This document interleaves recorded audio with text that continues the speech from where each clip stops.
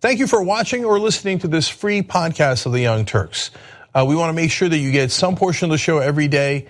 But if you want the full show, which is actually 5 segments, come become a member and support independent media as well. tytnetwork.com/join. Meanwhile, enjoy the free podcast. All right, welcome to the Young Turks. Cenk, Iadarola. Lovely Wednesday afternoon for you guys. Well, depends on where you are in the world watching this. First of all, it might not be the afternoon. Second of all, it might not be lovely. Time is relative. Yes. In terms of the show, we do have lovely news for you guys. Excellent news in terms of how things are progressing among progressives. And who is becoming really progressive lately. Interesting.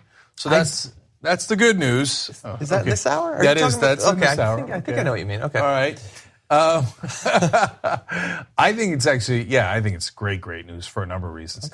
Okay. I hope so. And then, of course, as usual, we have bad news. So, first of all, a story in the second hour really shook me. And it's about another thing that was privatized that should not have been privatized and how it has led to us dehumanizing each other. Man, that is a brutal story. And there's so much to fix in this country. And hopefully we'll get a chance to do all that. I want to start with 2 other things before we go to the scrote story. First of all, if you're anywhere near Connecticut, you can come see me talk tomorrow. Yeah, I'm leaving early in the morning from LA here, and I'll be there in the afternoon at the Yale Political Union giving a speech there about money in politics and other issues. And you can go to that by going to tytnetwork.com/Yale speech. That'll redirect you to where you can find out more information about when I'm speaking tomorrow. And then on Sunday, we're doing a meetup in D.C., and I'll give a speech there too, and Hassan Piker will be there, and Nomiki Kos will be there. So that's tyt.com/DC meetup. tyt.com/DC meetup. Now, that one we have to defray the cost of renting out the place, etc., but real easy peasy there. The tickets that are left, it starts at 11 a.m. The 10 a.m. tickets are already gone. I told you they'd sell out. I told you needed to panic, but they're gone already. So the 11 a.m. general admission is just $15. So tyt.com/DC meetup. And I hope to see you in DC this weekend.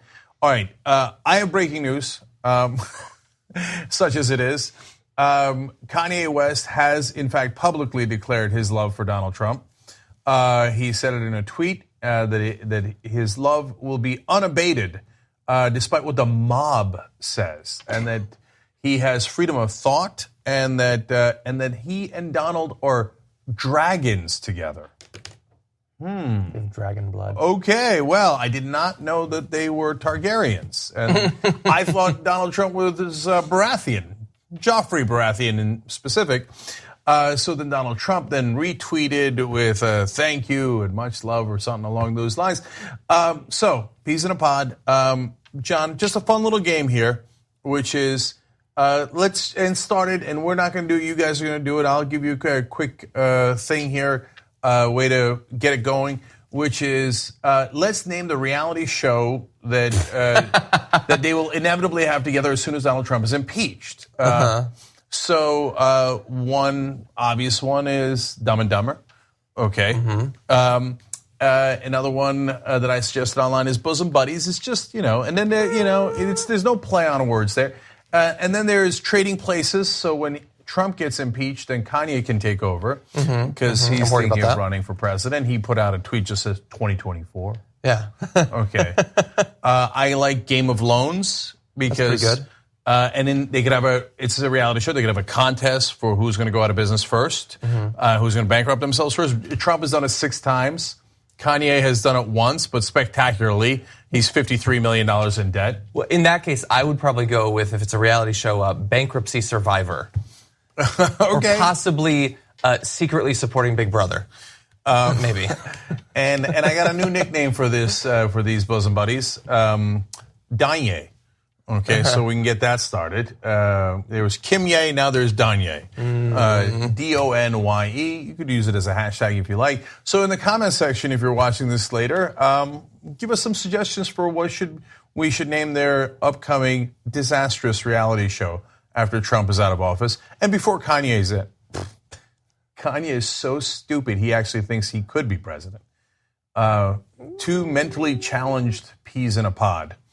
Yeah, well, give peas a chance. Maybe that's another possibility. Maybe. And then he tweeted out a picture of his signed MAGA hat, and then Trump just yelled MAGA at him, so they've become cavemen. You want to know what's really funny? This is so weird. So before we launched into the news, you stopped to do this. I was going to. Oh, really? I was going to talk about this. Not as a full story, but just briefly, I was going to mention it because we're beyond parody. We're beyond self-parody. We're self-parody at this point. Our country is a complete joke. No. And unfortunately, the joke is on us. Like, a lot of people sort of seem to be viewing this as if they're outsiders to what's going on, as if all of the terrible economic and political news is just like that they're looking at a country that it's happening to, but it's happening to us. It's hurting us, and it's unbearable. You know, we're not the first ones, and we said this a long time ago. We won't be the last ones to compare what we're going through right now to idiocracy. But with Kanye and Donald Trump teaming up, I mean, it's almost the exact plot line. Yeah. Okay, so we're this close to just calling it idiocracy. Maybe that'll be the name of their reality show. That's true. The only thing that can save us is The Rock.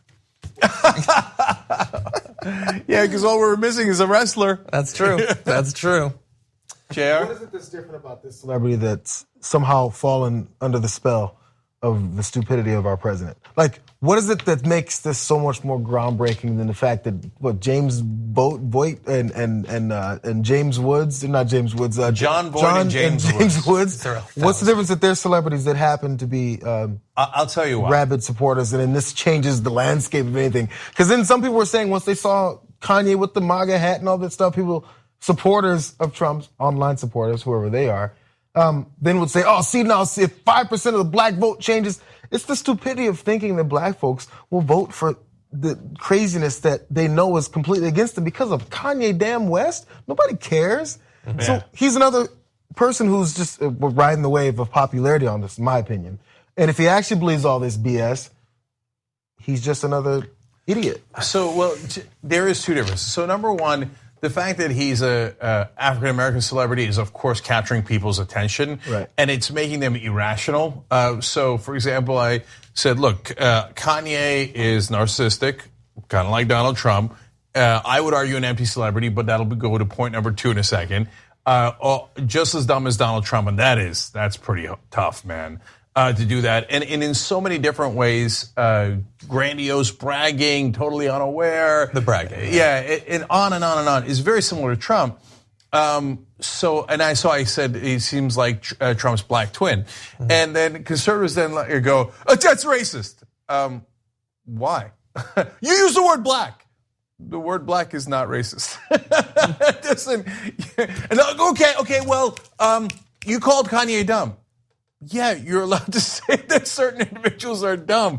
In their mind, they really think, like, liberals say you cannot criticize any black person. Why? That's not what racism is. It's when you criticize a whole group of people based on the color of their skin or their ethnicity or nationality, et cetera, not based on, you're telling me you think that liberals think there can't be any dumb black people? Boo, Herman Cain? Almost anyone on Fox News? And the list goes on and on. I'm leaving Ben Carson out because he was once a surgeon. Anyway, so I think that's captured people's attention and like, oh my God, it's a black guy who's supporting Trump, right? But the second reason is, and what bothers me about it and why I'm animated about it, Jayar, is because we know that all those other guys are idiots. I mean, nobody takes Ted Nugent seriously unless they're as dumb as Ted Nugent. So that guy craps his pants. Everybody knows it. Everybody knows all that stuff. But for whatever reason, there is a percentage of the country who thinks, no, Kanye is secretly brilliant. Every single thing he says is totally and utterly moronic and makes no sense. What the hell does it mean that they're dragons? What does that mean? What does that mean? But but dragon might mean something because it means something else because it's actually symbolic. It's not symbolic of anything. He's a moron. So that's why it bothers me that they give Kanye credibility. Like, whoa, now Kanye is supporting Trump. To Jayar's point, and so what? I would argue he is among the dumber celebrities we have. Don't make me do all the quotes I did on the show again yesterday. God. By the way, one that I had left out is when he was bankrupt and begging for money from Zuckerberg. He was $53 million in debt. This was just like last year. And he said to Zuckerberg and Larry Page, please bail me out. You owe it to people to give me money. Why? What is it? That's not a thing, right? And he said, giving me money is better for the world than giving it to some school in Africa. That's who Kanye West is. He has no morality. All he is a self-obsessed fool and a maniac, just like his bosom buddy, Donald Trump. You are more mad at him than I'm mad at anything. You hate him more than I hate global warming. No, I hate the irrationality I of agree, people. I That's agree. the thing that drives me crazy. I'm not even, like, I don't necessarily think this is an important story. I do think it's funny and also fitting because America has just rapidly descended into just dueling cults of personality. And so should we be surprised that this is what our political discourse has become? Two totally self-obsessed megalomaniacs. I mean, most of the people talking about, like, most of them, the people who are opposing them, are also trying to cultivate. If they don't already have a cult of personality, they're trying to get some cultists. We have larger problems in America, and this is symptomatic of it. All right, now let's go on to the political Okay, stories. let's do that. Although, funny enough, in this insane world, Donald Trump or Kanye West is a political story. That's I mean, a couple of years ago, you'd have been like, oh, where's Omarosa and all this? Oh, wait, she was also in the White House. Yeah. Well, only one thing left, Flavor Flav. There you go. All right, let's Next go. VA head. Okay. Dr. Ronny Jackson wants to be the next head of the Department of Veteran Affairs, but every day that passes lately, it seems like that is less likely to actually happen. This morning, we had some new allegations against Ronny Jackson, and this afternoon, we have even new allegations against him. And so we're going to dig into those today. The Senate Veteran Affairs Committee announced on Tuesday that it was postponing Jackson's confirmation hearing while it reviews allegations of hostile work behavior, excessive drinking on the job, and impropriety in dispensing medication brought forward by at least 20 current and former military members. Jackson has reportedly denied all of the allegations, although that's a lot. I mean, you have a couple dozen people coming out against you, and it goes further than that. Ronny Jackson was nicknamed the Candy Man for his leniency in handing out prescription medication like Ambien to White House staffers and even journalists on long flights. Jackson also reportedly drunkenly banged on the hotel room door of a female employee during a trip overseas in 2015, so loudly that the Secret Service had to get involved to keep him from waking then-President Obama up. And that female staffer said she felt extremely uncomfortable during that situation. So a couple of things there. One, you do somebody a solid and give them a prescription drug on a plane, and next thing you know, they rat you out. Anyway, the Secret Service is not worried about the woman inside the room as he's banging on it drunk. Yeah. Like, you might wake up someone else. Yeah. We're more worried about the president's sleep than we are about the woman inside. I'm being a little unfair. I'm sure they wanted to stop him for a couple of reasons. And the name Candyman is both awesome and disastrous. If it's in a Quentin Tarantino movie, that dude's going to do some damage. Watch out for the Candyman, right? On the other hand, you don't want the nickname Candyman because it's either this or it has something to do with giving candy out to people you shouldn't be giving it to. That's true. That's true. One of the few nicknames I haven't yet gotten here at TYT. Oh, no. Anyway, we have more, although mine is close enough. So Dr. Jackson also provided a, quote, large supply of Percocet, a prescription opioid, to a White House military office staff member, throwing his own medical staff into a panic when they couldn't account for the missing drugs. A nurse on his staff said Dr. Jackson had written himself prescriptions, and when caught, he asked a physician assistant to provide the medication to him. And at a Secret Service going away party, the doctor got intoxicated and wrecked a government vehicle, leading many to say that you can say a lot about Dr. Ronny Jackson, but you can't say he doesn't know how to party. But anyway, this is a long history of apparent excessive drinking. They talk about there's one of the details of, I believe the Air Force is involved in protection when they travel, that he routinely would get drunk with. And that is a problem when you're the doctor's personal physician, or you're the president's personal physician. You need to be sort of together in case something happens. And let alone the ethical problems of writing himself prescriptions, which in some cases is acceptable. But certain types of medication, you cannot simply write prescriptions for yourself. And he apparently has been doing that. I'm trying to figure out why I'm not 100% against Dr. Ronny Jackson. Okay, so let's figure it out together. First of all, if you watch one of our post games, and that's one of the benefits of membership, so tytnetwork.com/join, you would have gotten the longer version of this story. But quick version is he was going to stitch up Bush's leg because he was Bush and Obama and Trump's doctor as White House physician, and he told a story to Bush to reassure him that he's good at this about how he had ripped his own scrotum and then stitched it up himself, which earned him the nickname from Bush, Scrote. Okay, so part of it is I think that Scrote's an interesting character, and it depends on the details. So if he got so wasted and he trashed a vehicle while it was parked, shouldn't do that, but kind of a fun story. If he got inside and drove, no, that's DUI. That's crazy. You can't do that, right? So it kind of depends on the details here. That was the impression I got, but we're going to find out more this week. Yeah. And I guess one of the reasons that I'm not super livid about it, as I am on other issues, is because it doesn't involve corruption. Like most of these guys are like robbing us blind. This guy just seems to. This guy, not Jayar, this guy just seems to have a problem, right? He might have a drinking problem. Like they go away on an international trip and he gets wasted. Okay, I mean it could be. I don't know if he's got a chronic problem, in which case he should get some help, or if he's just having a good described. Yeah, or if he's just having a good time. So again, it depends. But of course, I know, guys, you can't do it. You're the physician to the president, as John pointed out. The reason you're on the trip is if there's a medical emergency to the president, not so you could have a good time and get wasted in Oktoberfest in Munich.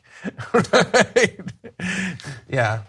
I think it's partly those things. I think also partly, I think you have a bit of a soft spot for fratish. We need to talk about a relatively new show called the Republic, or UNFTR. As a Young Turks fan, you already know that the government, the media, and corporations are constantly peddling lies that serve the interests of the rich and powerful.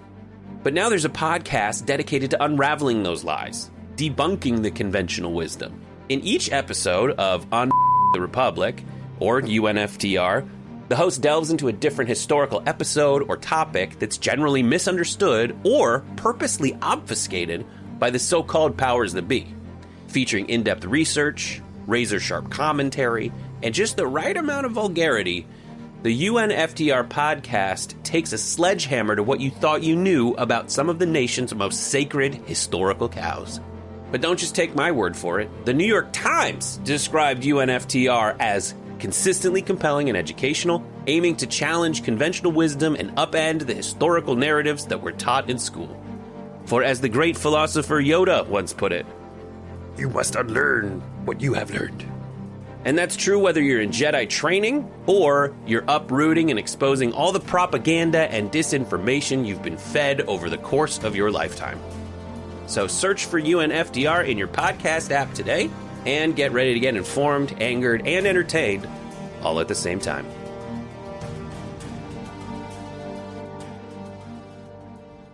Behavior. I think that you look back with nostalgia on those sorts of days, and so when you see somebody living it up as he is, I think that to some extent you like that. Yeah, and I'm not a substance abuse guy, and I think that's a disastrous path to go on. But it's not fratish, and I wasn't in a frat or anything like that. But yeah, I like to have fun. I like to get a little too intoxicated if we're drinking. Let's actually have some fun, right, etc. So. But it is a giant caveat, and this is the problem with Dr. Ronny Jackson, apparently, according to the witnesses. As long as you're not harming anyone else, that's the most important thing. If you're having a good time, bless your heart, let loose. We only live once. But you can't do that on the job. You can't go knocking on a woman's door in the middle of the night. Jesus Christ, how unprofessional is that? And she was scared, etc. And they've got 20 witnesses, so he's in a world of trouble. Yeah. Now, while all this bad information has come out about Ronny Jackson and his bid to become the next head of the Department of Veteran Affairs, the White House currently looks like it's actually going to stand by him, even as things get worse and worse throughout the day. So here is Sarah Huckabee Sanders defending him against these new charges. Deny the allegations to President Trump in a meeting?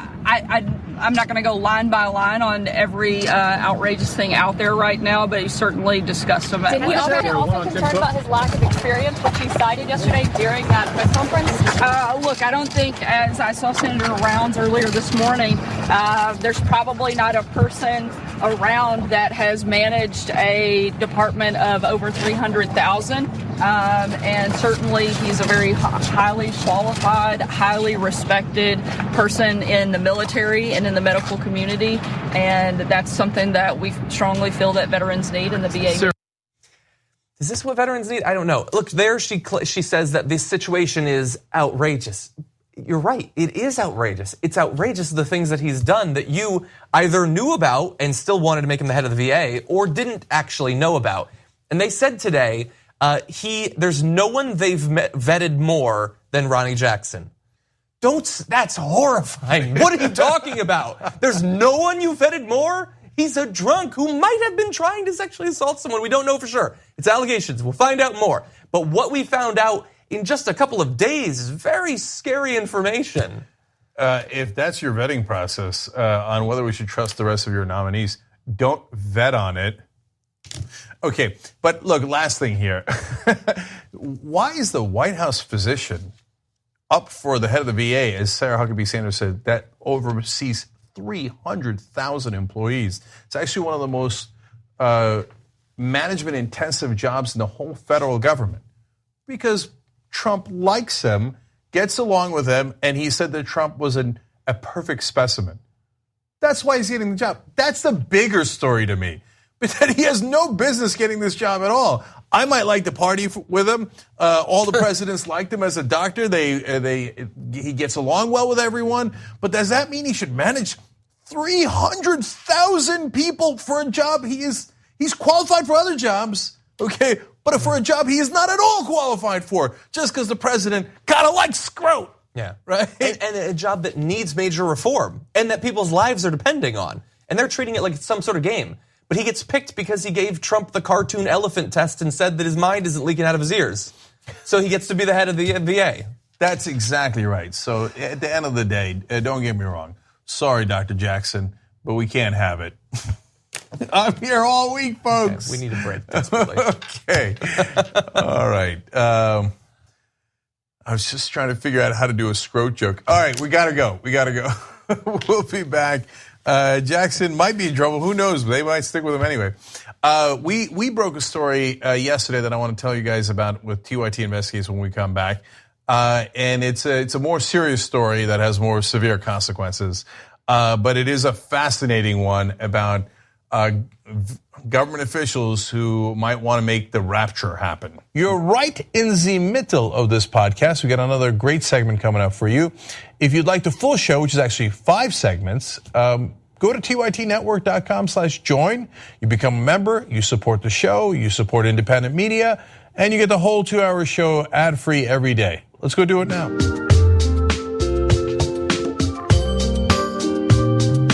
Back on the Young Turks. Cenk and Anna with you guys. Chris Durand writes it on Twitter, saved by the bankruptcy. We're still going with Danye titles.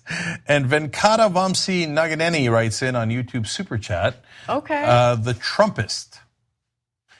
So all of these are fine suggestions for Trump and Kanye's reality show that they are inevitably going to do when he gets impeached. So, how did you pronounce that name so well? Like, where did that come from? Did you know that person? Normally, I'm terrible at pronouncing names, but I nailed that one. Yeah, that was pretty amazing. So, all right, 2 ways that you can see me tomorrow, not on the show.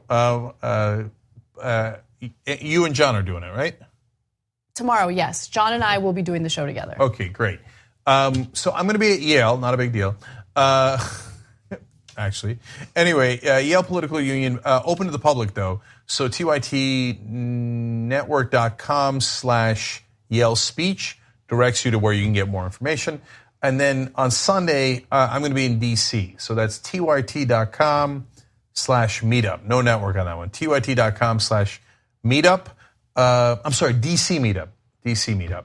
And me, Nomiki Konst, and Hassan Piker are going to be there. It's $15 to get in to defray the cost of the building, et cetera, and to make sure that you show up. So early admission tickets are gone already. So general admission, 11 a.m., $15. Go to tyt.com/DC meetup. All right, what's next, Anna? All right.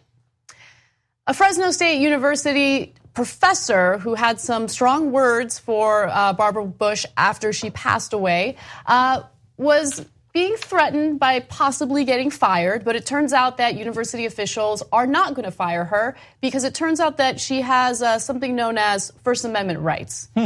It's crazy. It's almost as if the Constitution has more than just the Second Amendment. Crazy. Yeah. So she's a tenured professor, but that is not the reason why she's able to keep her job. Fresno State is part of the Cal State University system in California. It is publicly funded, meaning that constitutional rights are intact, and if university officials fire her, they are literally violating her First Amendment rights. Now, the university carefully reviewed the facts and consulted with lawyers to determine whether we could take disciplinary action. We have concluded that Professor Jayar did not violate any CSU or university policies, and that she was acting in a private capacity and speaking about a public matter on her personal Twitter account. Her comments, although disrespectful or disgraceful, are protected free speech under the First Amendment of the U.S. Constitution. So it seemed as though the university officials really wanted to make it clear that they did not like the way that she handled this situation. They did not like her tweets, but even given the fact that they didn't like the tweets, they still have no right to fire her. So a couple of points here that are important. First of all, it bothers me that they keep calling it disgraceful, and that goes to a much larger point. Because in America, if you are in favor of a war that kills millions of people, not a big deal. Millions of civilians, by the way, man, that's a minor offense. A lot of those guys are back in government. John Bolton, now National Security Advisor. Mike Pompeo, probably going to become Secretary of State soon, et cetera, et cetera. They're all over government. Everybody applauds them. Yes, bravo, honorable gentlemen. And obviously George W. Bush, Barbara Bush's son, et cetera. But if you are slightly disrespectful to anyone in power, woo, that's the third rail. You can't do that. That's a major, major offense. We should all have a national conversation about whether you should be fired. How dare you? Nobody gets fired for actually killing the civilians, but you get fired for saying, hey, that wasn't such a great idea to support the idea to kill the civilians. And that's what she had attacked Barbara Bush about. She said 1.5 million dead Iraqis, and she raised a war criminal and was in favor of the Iraq war. By the way, when asked about civilian deaths in Iraq, Barbara Bush said that her beautiful mind couldn't be bothered with that. Yeah. So I would argue that that is far more disgraceful a comment than anything the professor said. Well, Barbara Bush was in a position of power. And as a person who has all the privilege in the world, you're able to refer to Hurricane Katrina victims who had to be displaced in, the Houston Astrodome. You get to refer to them as underprivileged, and they're better off in the Astrodome anyway. Like, you're able to make those types of disgraceful statements without having to worry about losing, a job or really being negatively impacted by it. Look, I think that free speech on publicly funded college campuses is incredibly important, regardless of what the speech is, right? As long as you're not doing something unconstitutional, inciting violence, screaming fire in a crowded room, you guys get the point. I believe in protecting that speech. I don't care if you're someone that I disagree with. I don't care if you're someone that I completely agree with. It's a free marketplace of ideas, and you can't have public employees firing people for speech or banning that type of speech. So Washington Post pointed out it was an unsatisfying conclusion for those who argued that tenure should not absolve Jayar or anyone from the consequences of their vitriolic words. No, that's the whole point of tenure. It is. So it is to allow for words that offend, whether they're right-wing or left-wing, because you're in the free marketplace of ideas. Now, that leads us to point number 3, which is the hypocrisy of the right wing. And Anna got me started on this when we first covered the story, and it's been growing, this rage has been growing inside of me about their hypocrisy. So where are they? Where's all the Ben Shapiro's and the Milos and all their defenders and the Ann Coulters, et cetera? Whenever they're getting paid a lot of money to speak on those campuses, all of a sudden, free speech! Oh my God, they took my freedom of thought away. But my thoughts are all gone. Okay. Now, we defend those guys. Now, I think that they're clowns. I think their speech is disgraceful, et cetera. You name it, any adjective you like there. But they have a right to say it, and they have a right to get paid a lot of money to say it on a college campus. And I'm in favor of that, and we've been saying it from day one.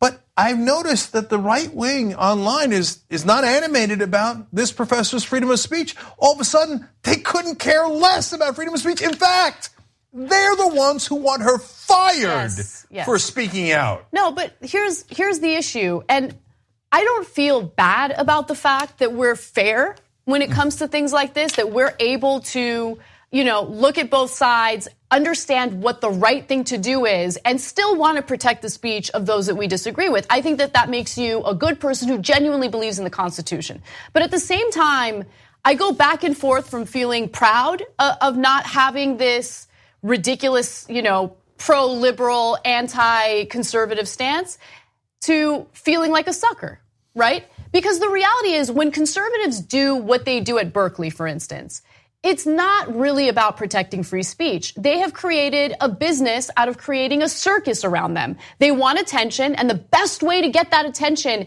is to put yourself in a victim's shoes. I am the victim. I have been banned and censored, and look at these progressives and these liberals. They're not letting me speak. It's all about getting into the news and being part of a conversation, and it's pathetic. It's pathetic. If you're going to do that, at least have the intellectual consistency so you could pretend later that you were honest and principled to defend the professor. But they're not going to do that. Of course they're not. So, and now you look at all the right-wingers online attacking her and offline as well. One of the guys said, this is not a matter of free speech, it's a matter of human decency. Please. But wait a minute, right-wingers are in favor of Ann Coulter coming onto college campuses talking about how she is upset about the browning of America. She calls immigrants peasants. She says immigrants from Mexico are peasants and we don't want them here. Is that great speech? Human decency. Yeah. That's hilarious. And then another person declared, a lot of them declared what the professor said here as hate speech. No. I know you can't wait to charge others with racism even if it doesn't make any sense, or hate speech even when it doesn't make. But so I need to explain to you, because you're either purposely obtuse or really not very intelligent, what hate speech is. Hate speech isn't, I hate this person and I have spoken about them. Okay, no, it is about a particular group. So there is no group of Barbara Bushes that she offended and targeted. Like, man, if you're a Barbara Bush, I categorically hate you for just being a Barbara Bush. No, she did not like Barbara Bush for the things that Barbara Bush did. So for example, if you hate me, which for a lot of you right-wing trolls, check, and you want to talk about that, that is not hate speech. That it might be hateful, but it's not hate speech. In fact, we would support you if you wanted to go on a college campus and talk about that. That's right. Right? Okay. Like it's crazy. Hate speech is if you say, well, I don't like Cenk not because he's a left-wing, whatever, fill in the adjective, but I don't like him because he's a dirty Turk and I hate all dirty Turks. Okay, I guess, I'm so thick-skinned, I don't care about anything. But yes, that would be hate speech because you're attacking a whole group. All right, I have to explain to people because they don't get it. But finally, my favorite one was a guy who tweeted in, just heard that the fat, despicable pig, Randa Jayar, won't face discipline. Unbelievable, except Fresno State campus of worthless scum. This guy wants her fired for saying offensive things. And totally missed the irony of his tweet. At TYT, we frequently talk about all the ways that big tech companies are taking control of our online lives, constantly monitoring us and storing and selling our data. But that doesn't mean we have to let them. It's possible to stay anonymous online and hide your data from the prying eyes of big tech. And one of the best ways is with ExpressVPN. ExpressVPN hides your IP address, making your activity more difficult to trace and sell to advertisers. ExpressVPN also encrypts 100% of your network data to protect you from eavesdroppers and cyber criminals. And it's also easy to install. A single mouse click protects all your devices. But listen, guys, this is important. ExpressVPN is rated #1 by CNET and Wired Magazine. So take back control of your life online and secure your data with a top VPN solution available, ExpressVPN. And if you go to expressvpn.com/TYT, you can get 3 extra months for free with this exclusive link just for TYT fans. That's expressvpn.com/TYT. Check it out today. That's America. Anyway, all right, let's move on. 2 Republican lawmakers in the state of Colorado have proposed legislation that would punish districts and organizations that encourage teachers to go on strike. And the punishment could include jail time. Let me give you the details. The bill prohibits districts from supporting teachers' strikes and requires schools to dock a teacher's pay for each day they participate in a walkout. The teachers could also face up to 6 months in jail and a $500 daily fine if they violate a court order to stop striking. State Senator Bob Gardner and Representative Paul Lundeen both proposed this legislation, and it's absolutely despicable and unconstitutional because you are essentially banning teachers from coming together, protesting, and practicing their First Amendment rights. The law would allow school districts to seek a court injunction against teachers and teacher organizations that are threatening to strike. If the organization violates the court order, it faces a fine of up to $10,000 a day and a ban on representing teachers in the state for up to a year.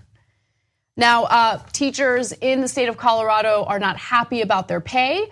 They are at the bottom of the list when it comes to states and how they compensate teachers. They're poised to participate in a lobbying effort in Denver on Tuesday and Thursday of this week, prompting at least a dozen school districts in the state to cancel school. Also, the days of action at the Capitol is not a strike or even a mass teacher walkout. Bill Hutchinson told ABC News he's part of this organized effort. She is part of this organized effort. I'm sorry, Bill Hutchinson is probably a reporter with ABC News. But a representative for the teachers said that and said that she said most of the teachers participating in the event will be using the 2 personal leave days they earn annually. First of all, let's stop for a second. The teachers are going to use 1 of their 2 personal leave days that they get each year. They get 2 personal leave days each year. 2. They get 2. Okay. They barely get paid anything, and then they get 2. Colorado is number 46 out of 50 states when it comes to teacher compensation. That's why they're upset, and they don't want to do, this mass walkout and miss out on their pay. So they're going to use the 1 of 2 days that they get for personal leave. So these Republicans who want to put these teachers in prison say, yeah, we're number 46. Deal with it. And if you don't bow your head, I'm going to put you away, and I'm going to fine you, and I'm going to destroy the organization that represents you. Now, they're hilarious excuses. No, they still have their First Amendment rights. But if I can get a court that I control to put an injunction on them, and then they continue to speak out, I mean, what do they think? They have money? No, money is speech. Speech is not actually speech. Then we'll put them in prison. And so it's preposterous, and is absolutely right. It's unconstitutional. By the way, they also can be fired without a hearing. They're like, we don't want to hear you out. The minute you, cross our interests, you're done. You're destroyed. You're fired. You're put in prison, and you're fined. How dare you complain that you have the 46th lowest pay in the country? Colorado's too busy giving tax cuts to the rich to be worried about you. And now the teachers point out, first of all, no more corporate tax cuts. If you're not going to do what the law dictates, and now this is really important and interesting, and so an argument could be made that we should put the Republican legislators in jail, because in the year 2000, the citizens of Colorado voted for Amendment 23, and that requires the state to increase funding for education at the annual rate of inflation. But the legislators were like, yeah, I don't think so. You didn't give me money. I didn't get bribed. So no, I don't care that I'm breaking the law. What am I, a legislator whose job is to create laws? No, I'm not going to follow the law. So they have not adjusted for inflation for 9 years. So that actually cost the education system in Colorado, and if you live in Colorado, that costs your kids a quality education to the tune of $6.6 billion. Yeah. So when are you going to give the $6.6 billion back? Well, we're not going to because we're still passing tax cuts. All right, and if you complain that I'm giving everything to the rich and nothing to your kids, so they never have an opportunity to learn, to get an education, and to become rich themselves, they never have a shot at the American dream, don't care, I'll put you in prison. Thank you, Republicans, for clarifying what your position is. Exactly. Vote them out. And let's start off with the two state lawmakers who proposed this legislation in the first place. By the way, Carrie Dahlman is the woman who represents some of these teachers. She is part of the Colorado Education Association, and she is fighting this pretty aggressively, and I'm glad that she's doing so. But Senator Bob Gardner, State Senator Bob Gardner, has responded to the criticism, because I'm guessing there's been quite a bit. And here's what he has to say. It is not in any way an attempt to silence teachers' voices. They have the right to assemble, protest, associate, demonstrate, whatever they wish, and I would defend their right to do that. Except I just proposed legislation that would punish teachers' organizations and teachers for ever having the audacity to stand up to us because we didn't fulfill our promises and they're barely getting paid for their jobs. It's disgusting, and I hope he gets voted out of office. Okay, one last thing. Just so we're clear, it's not just teachers who would go on strike. This bill has language that says educators caught directly or indirectly inducing a protest or encouraging a protest would be imprisoned. So that's basically a thought crime. It's funny because I thought conservatives were in favor of freedom of thought. I mean, that's what Kanye West tells me. That's what Donald Trump tells me. That's what all the guys online tell me who are conservatives. But now Republicans want to imprison you for your thoughts. Kanye, on the other hand, can have any goddamn thought he likes. We don't care if we get to counter his speech. We're not trying to take his speech away. But in this case, they're literally trying to take speech away and imprison you if you have the wrong thoughts. Again, Republicans, thank you for clarifying what your real positions are. All right, we got to take a break. When we come back, the devastating story that I've been telling you about all day, it's gut-wrenching. We've got to fix this country. Thanks for watching or listening to this free version of the Young Turks podcast. You know that the full show is at tytnetwork.com/join. If you become a member, you get the full show ad-free. We love you for watching or listening. Either way, there's going to be a new free podcast tomorrow. You can keep on doing that. But if you want to get the full show ad-free, tytnetwork.com/join. Thanks for listening to the full episode of The Young Turks. Support our work, listen ad-free, access members-only bonus content, and more by subscribing to Apple Podcasts at apple.co/TYT. I'm your host, Cenk, and I'll see you soon.